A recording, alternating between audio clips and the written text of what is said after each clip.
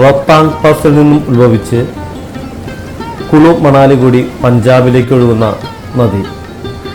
ഈ നദീതീരത്ത് ഒരു ദിവസം താമസിക്കാൻ കിട്ടിയ മഹാഭാഗ്യം. ഞാൻ ആസ്വദിച്ച ഈ മനോഹര ദൃശ്യങ്ങൾ നിങ്ങളെ കൂടി കാണിക്കണമെന്ന് തോന്നി.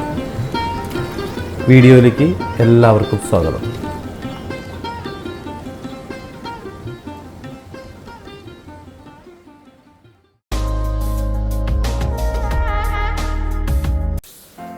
നമ്മൾ ഇന്നലെ കിടന്ന റൂമിൽ നിന്നുള്ള കാഴ്ചകളാണ് സുഹൃത്തുക്കളെ. തൊണ്ടക്കിടഞ്ഞേക്കാണ് തണുപ്പാറുണ്ട് കേട്ടോ. നമ്മുടെ ഹോട്ടലിൽ നിന്നുള്ള വ്യൂ ആണ്, സ്നോ വൈറ്റ് ഹോട്ടൽ. ഇവിടുന്ന് ഇങ്ങനെ നോക്കുമ്പോൾ വാലീസ് താഴ്വരകൾ, എൻ്റെ മുകളിൽ ഒരു വെള്ളച്ചാട്ടമൊക്കെ ഉണ്ട്. ഇതുപോലത്തെ നൂറുകണക്കിന് വെള്ളച്ചാട്ടങ്ങൾ ഇങ്ങനെ ഈ മലയിൽ നിന്ന് വരും. അതും ഇങ്ങനെ ഒഴുകി നേരെ ഇത് ഒഴുകുന്നത് മലയത്തിൻ്റെ അങ്ങ് അവിടെ നിന്ന് നമ്മൾ കുറച്ച് കഴിയുമ്പോൾ പോയില്ല, റോത്താംഗ് പോവും. അവിടെ ആ ഭാഗത്താണ് ഈ നദി ഉത്ഭവിക്കുന്നത്. അപ്പോൾ ഇതിൽ തന്നെയാണ് നമ്മൾ റിവർ ഡ്രാഫ്റ്റിംഗ് ഒക്കെ നടത്തുന്നത്. അതിൻ്റെ താഴ്വരയിൽ ഉണ്ടാക്കും ഹോട്ടലുകളും സംഭവങ്ങളും. ഈ ഹോട്ടലിൻ്റെ താഴെ കാണുന്നത് ഇതൊക്കെ മറ്റേ ആപ്രിക്കോട്ട്, അതുപോലെ തന്നെ ആപ്പിള്, പ്ലം അത് സീസൺ അല്ലാത്തതുകൊണ്ടാണ് നമുക്ക് ആപ്പിളിൻ്റെ ഇതിൻ്റെയൊക്കെ ചെറിയ പഴുക്കാത്ത കക്ക് കായകളൊക്കെ നമുക്കിവിടെ കാണാം. വേണ്ട, അത് സീസൺ ആവണുള്ളൂ. ഓഗസ്റ്റ് ആകുമ്പോഴേക്കും കാണുന്നതിനെ തുടുത്ത് പഴുത്ത് നിൽക്കുന്ന സമയം കേട്ടോ. എന്തായാലും നമ്മളെടുത്ത ഹോട്ടൽ റൂമിൻ്റെ ഇത് സെറ്റാണ് കേട്ടോ. ഇത് ഉണ്ടോ, അപ്പോൾ ഞാൻ നിൽക്കുന്ന ഹോട്ടലുകളൊക്കെ ഉണ്ടോ, ഇങ്ങനെ ഓരോ കുന്നിൻ്റെ മുകളിൽ കണ്ടോ ഹോട്ടലുകൾ. അപ്പോൾ അതിൻ്റെ സൈഡിലൊക്കെ ഇങ്ങനെ ലാൻഡ് സ്ലൈഡിങ് ഒക്കെ കാണാൻ കണ്ടത്. ഇത് നമ്മൾ മനുഷ്യർ തന്നെ ഇടിച്ചുണ്ടാക്കിയാണ് ഇവിടെ മുകളിലേക്ക് കയറി പോകുന്ന വഴി ഉണ്ടാക്കുന്നതാണ്. അതല്ലാതെ നാച്ചുറൽ ലാൻഡ് സ്ലൈഡിങ്ങുകളുണ്ട് കണ്ട, പല സ്ഥലങ്ങളിലും കാണാം. അപ്പം ഞാൻ ആലോചിക്കുകയാണ് ഈ ബിൽഡിങ്ങുകളൊക്കെ എങ്ങനെ ഈ താഴ്വരയുടെ ഇങ്ങനെ കീഴിലിങ്ങനെ എത്ര ധൈര്യത്തോടെയാണ് ഒരു വെച്ചേക്കണേ. ഇപ്പം ഞാൻ നിൽക്കണ ഹോട്ടലായാലേ ഞാൻ ആലോചിക്കണേ, ഇത് ഈ ലാൻഡ് സ്ലൈഡിങ് ഉണ്ടോ. അപ്പം ഇല്ല, അവരൊക്കെ എന്ത് ധൈര്യത്തിലാണ് വെച്ചാൽ ഇവിടെ നമ്മൾ വഴി ഉണ്ടാക്കാൻ വേണ്ടി പൊളിച്ചേർന്നാണ് അവർ കണ്ടോ ഇത്. അപ്പം അല്ലാതുള്ള ലാൻഡ് സ്ലൈഡിങ് ആലോചിക്കുകയാണേ. അയ്യോ, ഈ നദിയുടെ പേര് ബിയാസ് അല്ലേ, ബിയാസ് നദി. അപ്പോൾ ഇവിടെ അടുത്ത് നമ്മൾ റിവർ റാഫ്റ്റിംഗ് ഒക്കെ നടത്തുന്നുണ്ടോ. ഇതിങ്ങനെ നാരി പോലെ ഒഴുകണമെന്നാണ് ഇവിടെ. ഇത് ഈ വെള്ളാറങ്കല്ലൊക്കെ നിറയും. അപ്പം ഞാൻ പറഞ്ഞിട്ടോ, ഈ വെള്ളം നിറയുമ്പോൾ ഈ കാണുന്നടത്തേക്ക് വെള്ളം കയറില്ലാവോ? ഞാൻ പറഞ്ഞത് കേട്ടോ, ടെൻറ്റുകളുണ്ടോ ഇവിടെ വലിയ കാശുണ്ടാവില്ല. ഇതൊരു ഫാമിലിക്ക് ഇറങ്ങാവുന്ന ടെൻറ്റാ കണ്ടോ. അങ്ങനത്തെ ആ ടെൻ്റ് അല്ലേ. അപ്പോൾ ഇത് ഹോട്ടലുകാർ കൊടുക്കണതാ. കോമൺ ടോയ്ലറ്റ് ആയിരിക്കും. ചെറുതുണ്ട് ചേട്ടാ.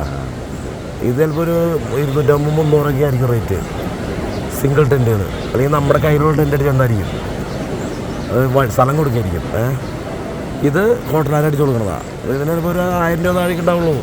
കോമൺ ടോയ്ലറ്റൊക്കെ ആയിരിക്കും.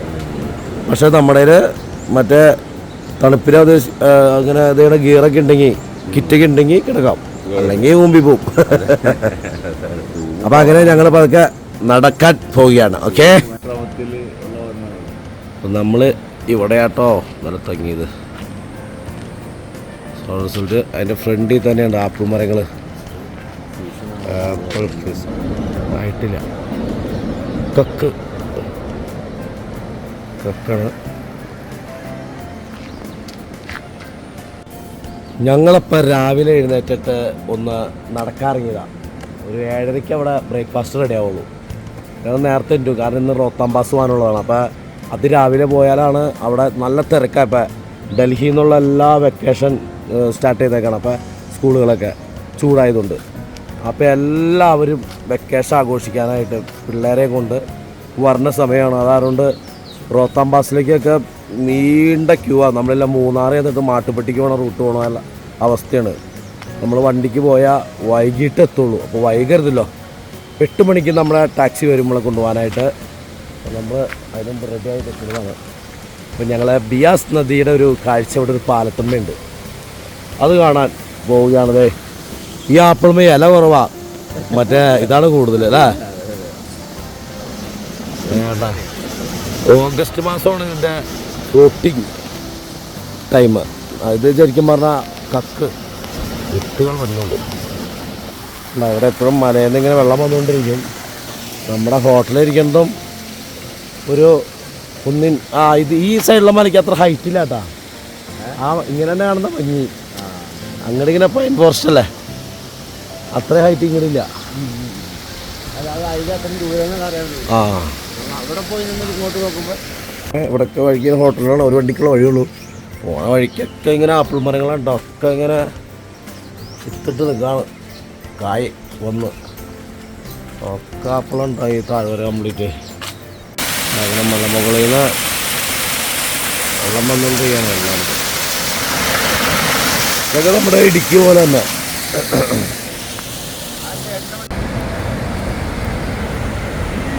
നമ്മളങ്ങനെ ബിയാസ് നദിയിലേക്ക് ഇറങ്ങിയേക്കാണ്.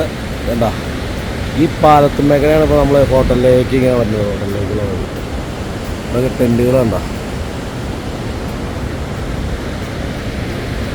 ഇത് കണ്ട് നടക്കണം. കാര്യം ഉരുളങ്കല്ലാണെങ്കിലും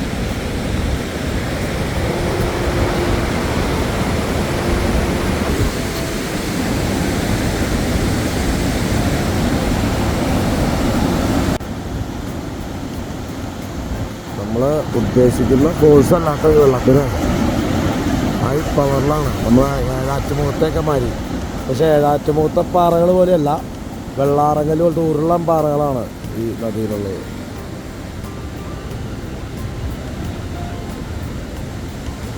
നല്ല രസമുള്ള കാഴ്ചയുടെ കാലത്തൊക്കെ. അതിന് മുകളിൽ അവിടെ മറ്റേ മഞ്ഞ് വീണ് നടക്കണതാണ് റോത്താം പാസിൻ്റെ ഭാഗത്തിട്ടാണ്. ഈ ഭാഗം അടിപൊളി ഒരു ഫോട്ടോ പോയിൻ്റ് കൂടി കേട്ടോ.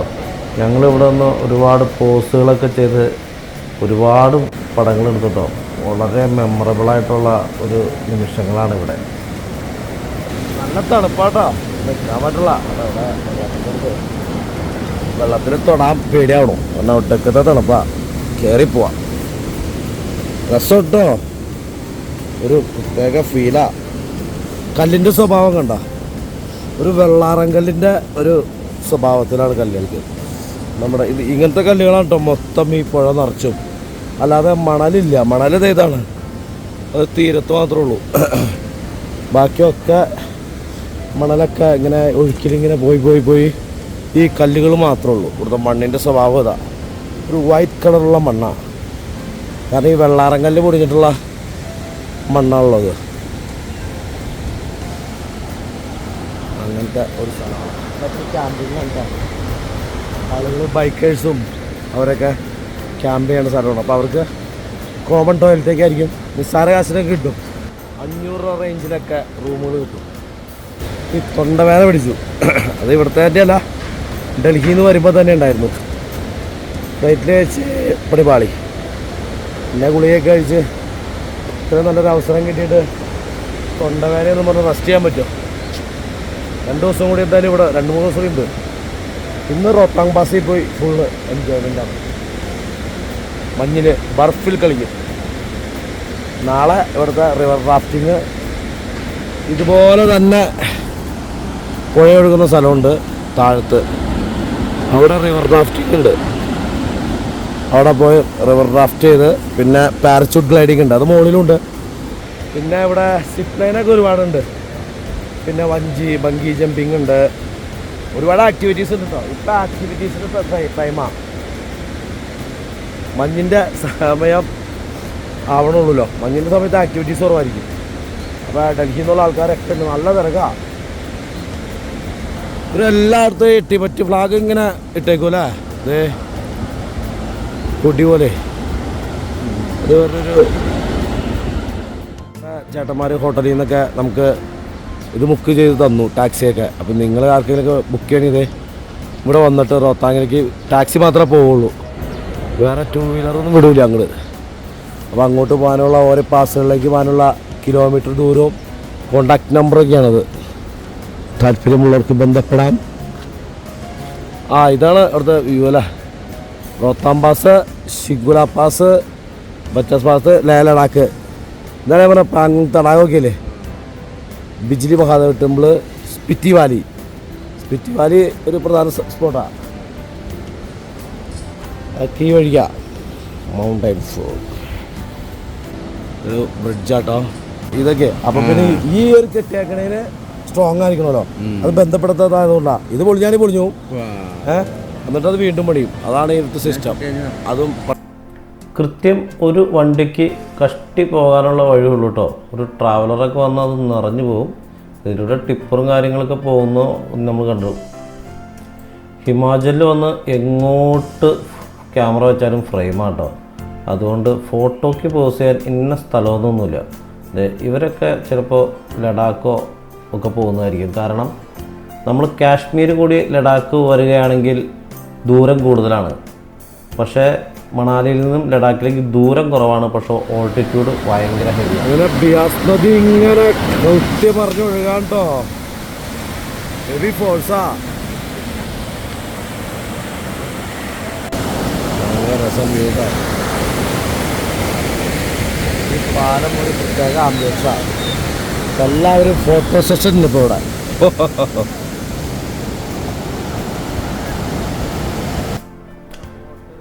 ഈ പാലത്തു നിന്ന് അങ്ങകലെ നമ്മളുടെ ഹോട്ടൽ കാണാം കേട്ടോ. കണ്ടോ, അവിടെയാണ് നമ്മൾ താമസിക്കുന്നത്. ഇവിടുന്ന് ഏതാണ്ടൊരു 1/2 കിലോമീറ്ററോളം ഉണ്ട്. നമ്മളിപ്പോൾ ഗോൾഡൻ അവറിലാണ് കേട്ടോ ഇവിടെ നിൽക്കണേ. അതുകൊണ്ട് നല്ല ലൈറ്റിങ്ങാണ്. ഓപ്പോസിറ്റ് ലൈറ്റിൽ പോലും അടിപൊളി പടങ്ങൾ കിട്ടും കേട്ടോ. ഇവിടെ നിന്ന് ഞങ്ങൾ ഒരുപാട് ഫോട്ടോസ് എടുത്തു. ഇനിയിപ്പോൾ ഞങ്ങൾ പോയിട്ടൊരു കാലിച്ചായ കുടിക്കാനുള്ള പരിപാടിയാണ്. അത് കഴിഞ്ഞ് ഹോട്ടലിൽ പോയി കഴിഞ്ഞാൽ ബ്രേക്ക്ഫാസ്റ്റ് റെഡിയാവും. അത് കഴിഞ്ഞാൽ നേരെ റൊത്താങ് പാസിലേക്ക് പോകാനുള്ള പ്ലാനിലാണ്. അങ്ങനെ ഞങ്ങളുടെ മോർണിംഗ് വാക്ക് കഴിഞ്ഞിട്ട് ഞങ്ങൾ ഹോട്ടലിലെത്തിയിട്ടോ. പോഹ ഇവിടുത്തെ ട്രഡീഷണൽ ഫുഡ് ഉണ്ട്. കണ്ടോ, ഇതാണ് പണിക്കേഴ്സ് ട്രാവൽസിനൊക്കെയുള്ള എല്ലാ വണ്ടികളും കിടക്കുന്ന ഒരു സ്ഥലമാണ്. ഇവിടെയാണ് കേട്ടോ ബസ്സൊക്കെ വന്ന് ലാൻഡ് ചെയ്യേണ്ടത്. നമ്മൾ ഡൽഹിയിൽ നിന്ന് ബസ് കയറിയാൽ ഇവിടെ വന്ന് ലാൻഡ് ചെയ്യും. അപ്പോൾ ഇവിടെ ഈ ഓൾഡ് മണാലി റോഡിൻ്റെ ജംഗ്ഷനിലാണ്. ഇവിടുന്ന് നേരെ പോയി കഴിഞ്ഞാൽ വസിഷ്ഠ ടെമ്പിൾ കാര്യങ്ങൾ, റോത്താങ് പാസിലേക്കുള്ള വഴി, അടൽ ടണലിലേക്കുള്ള വഴി. ഇപ്പുറത്തേക്ക് പോയി കഴിഞ്ഞാൽ ഹഡിംബ ടെമ്പിള്, മോൾ റോഡ് എന്ന് അതെ ഞാൻ മാൾ റോഡ് കൊണ്ടാ ചേർന്ന് പറ്റി തല്ലില്ലാന്നുള്ളൂ. പിന്നെ നമ്മുടെ ബോൺനോങ്കറി മൊണാസ്ട്രി ഒക്കെ പോയി. നമ്മുടെ ബിയാസ് റിവർ, ഈ ബിയാസ് എന്ന് പറയുമ്പോൾ ഇതാണ് നമ്മുടെ വ്യാസ മഹർഷിയുടെ പേരിലറിയപ്പെടുന്ന നദിയാണിത്. നമ്മളിതൊക്കെ ഇവിടെ വരുമ്പോഴല്ലേ പറയണേ.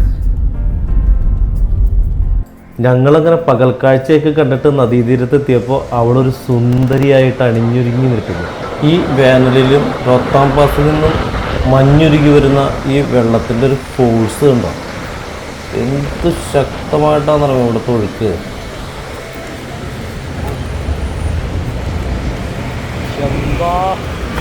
ആംബിയൻസ് നോക്കി. നമ്മുടെ മണാലിയിലെ ഒരു രാത്രി കാഴ്ചയാണ് കുത്തിയൊലിച്ചൊഴുകുന്ന പുഴ.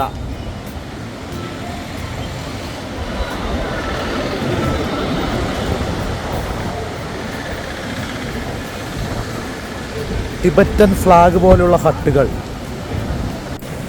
അക്ഷരാർത്ഥത്തിൽ കണ്ണുകളെ വിസ്മയിപ്പിക്കുന്ന കാഴ്ചകളാട്ടോ. എത്ര നേരം ഇവിടെ ഇരുന്നു ഞങ്ങൾക്ക് തന്നെ ഓർമ്മയില്ല.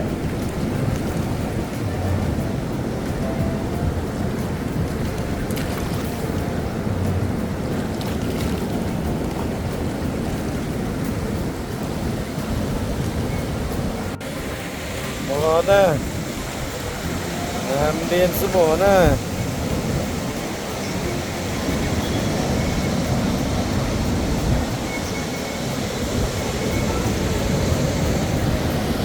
ഒരു ഗോവയിലൊക്കെ ചെന്ന ഫീൽ കിട്ടി.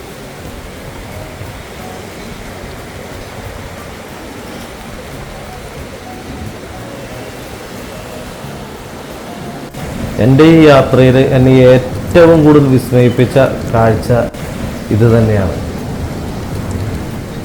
ആ നദിയുടെ ഓളങ്ങൾ തല്ലുമ്പോഴുള്ള ശബ്ദങ്ങൾ ഇപ്പോഴും എൻ്റെ ചെവിയിൽ ഇങ്ങനെ. ഒരുപാട് നേരം അവിടെ ഇരുന്നപ്പോൾ തണുപ്പ് ഞങ്ങൾക്ക് സഹിക്കാൻ പറ്റാത്ത രീതിയിലായി. പക്ഷെ കാഴ്ചകൾ ഞങ്ങൾ അവിടെ പിടിച്ചിരുത്തി. ഒടുവിൽ ഹിമാലയത്തിൻ്റെ തണുപ്പ് തന്നെ ജയിച്ചു. ഞങ്ങൾ ഹോട്ടലിലേക്ക് മടങ്ങി.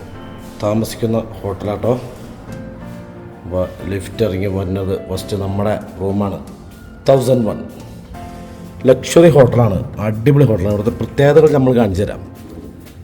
അടിപൊളി ഹോട്ടലിൽ നമ്മൾ കപ്പിളായിട്ടോ ഫ്രണ്ട്സായിട്ടൊക്കെ വന്നു കഴിഞ്ഞാൽ നമ്മളെ അന്താളിപ്പിക്കുന്ന ചില പ്രത്യേകതകൾ ഉണ്ട്. കണ്ട റൂമൊക്കെ കണ്ട പെട്ട റൂമാണ്, സെറ്റപ്പാണ്.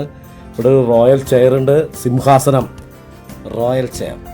എന്താ നോക്കിയാൽ മറ്റേ ബിഗ് ബീര മമ്മൂട്ടിയും മറ്റേ ഫഹദ് വാസിലൊക്കെ ഇരുന്ന സാധനമില്ലേ, 10 സെറ്റപ്പ് സാധനം. പിന്നെ ബാൽക്കണി വേറെ ലെവല്. അത് ഹിൽ ഏരിയയാണ്. മുകളിലൊരു വാട്ടർഫാളൊക്കെ ഉണ്ട്. അതൊക്കെ നാളെ കാലത്ത് കാണിച്ചു തരാം. ഇതിങ്ങനെ ബാൽക്കണിയാണ്. അല്ല സ്നോ വൈറ്റ് വേറെ ആംബിയൻസ് ആണ്. ഇനി എൻ്റെ ഏറ്റവും വലിയ പ്ലസ് പറയാൻ കണ്ടത് നമുക്ക് ഓപ്പൺ കണ്ട ഇങ്ങനെ കണ്ട് കിടക്കാം, കിടന്നുകൊണ്ട് കാഴ്ചകൾ കാണാം. കിടന്നുകൊണ്ട് കാഴ്ചകൾ കാണാമെന്ന് മാത്രമല്ല, അതാ നോക്കൂ ടോയ്ലറ്റ് വരെ നമുക്ക് ഇവിടെ കിടന്നുകൊണ്ട് ഒരാൾ കുളിക്കുന്നത്, പെടുക്കുന്നത്, അപ്പിയിടുന്നത് വരെ നമുക്ക് വിത്തൗട്ട് സൗണ്ട്. ഗ്ലാസ് ഇട്ടുകൊണ്ട് സൗണ്ട് കേൾക്കാൻ പറ്റില്ല. അപ്പോൾ അപ്പിയിടുന്നത് വരെ ഇവിടുന്ന് കാണാം. ഇപ്പം കപ്പിൾസിനൊന്നും വലിയ കുഴപ്പമുണ്ടാവില്ല. അപ്പോൾ നമ്മൾ ഫ്രണ്ട്സൊക്കെ ആണെങ്കിൽ ഇപ്പം ഒരാൾക്കൊന്ന് കക്കൂസിക്ക് പോകണമെങ്കിൽ അടുത്ത ആൾ ഈ റൂമിൽ നിന്ന് ഇറങ്ങി പോകേണ്ട അവസ്ഥയാണ്. ഈ ടോയ്ലറ്റിൽ ഇരുന്നാൽ നമുക്ക് വേണമെങ്കിൽ കട്ടിൽമ കിടക്കുന്ന ആളോട് സംസാരിക്കാം, മുഖത്ത് നോക്കി. അതൊക്കെയാണ് ഈ ഹോട്ടലിൻ്റെ ഒരു അഡ്വാൻറ്റേജ് എന്ന് പറയുന്നത്. ഞാൻ ആദ്യമായിട്ടാണ് ഇങ്ങനത്തെ സ്ഥലത്ത് താമസിക്കുന്നത്. ആ എക്സ്പീരിയൻസ് നിങ്ങളോട് ഷെയർ ചെയ്യണമെന്ന് തോന്നി. അടിപൊളി, നല്ല ഉഗ്രൻ ആംബിയൻസ് ആട്ടോ ഈ സ്നോ വൈറ്റ് ഹോട്ടല്. അപ്പോൾ ഞങ്ങൾ ഡിന്നർ കഴിക്കാൻ വന്നേക്കാണ്. അപ്പോൾ അവിടെ ലൈവ് പാട്ടൊക്കെ പാടുന്നുണ്ട്. ഭക്ഷണം കഴിക്കുന്നതിൻ്റെ പുറത്തെ ബാൽക്കണിയും അതിഗംഭീരമാട്ടോ. തണുപ്പ് കുറവാണെങ്കിൽ ഇവിടെ ഇരിക്കാൻ ഒരു പ്രത്യേക അനുഭവം. ഒരു വെജ് സൂപ്പ് എടുത്തിട്ട് ഔട്ട്ഡോറിലിരിക്കുകയാണ്. ഇനി അകത്ത് ലൈവ് പാട്ടുകാരൻ പാട്ട് പാടുന്നുണ്ട്. അധികം നേരം പുറത്തിരിക്കാൻ തണുപ്പ് അനുവദിച്ചില്ല കേട്ടോ.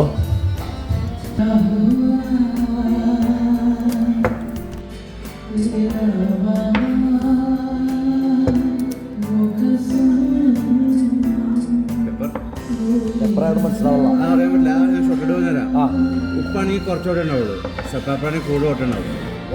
പെപ്പർ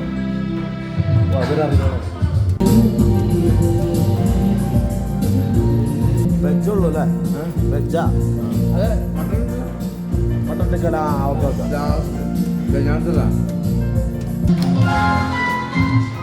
അങ്ങനെ ഡിന്നർ കഴിഞ്ഞപ്പോൾ ഞാനൊരു ഐസ്ക്രീം പിടിച്ചു. ഫൈസൽ ഗുലാബ് ജാമുൻ അന്വേഷിച്ച് പോയേക്കാണ്. ഗുലാബ് ജാമുൻ അന്വേഷിച്ച് ബേറർ ബോയ് ഓടി. ഫൈസലപ്പോൾ അവിടെ തൂണ് കണ്ടപ്പോൾ തന്നെ നമ്മുടെ രംഗണ്ണനായി മാറി.